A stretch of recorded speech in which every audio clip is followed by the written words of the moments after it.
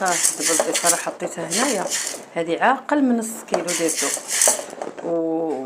وخاصكم تغسلوها مزيان، تغسلها النوبه الاولى، نغسلها النوبه ما بقاش فيها داك النشا باش تجي البصاره بيضه. ودير فيها نوريكم شنو غادي ديروا فيها حاجه جوج نصاص الثومه.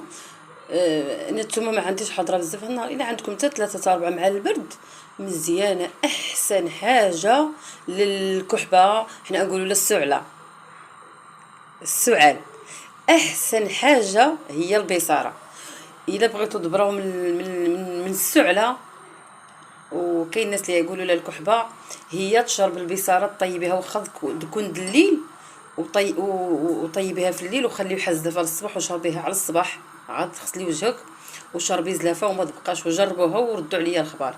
دابا شويه زيت العود هكا بلاتي، هذا طيب عاد ندير هذاك زيت العود طيب مزيان ونطحنها وداك الشيء، وشويه د المليحه على حسب الذوق.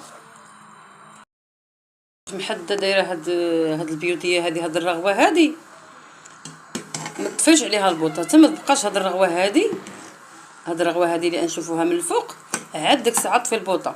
نحد هاد الرغوه ما تطفيش البوطه لان مازال ما شربت داك الماء، يعني مازال ما طابت مزيان متقاله.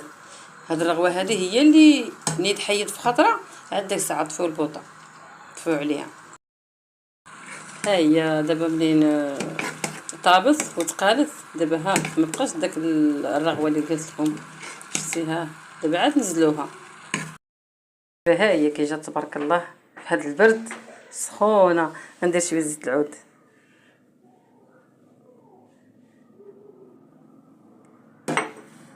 ما شاء الله غزاله.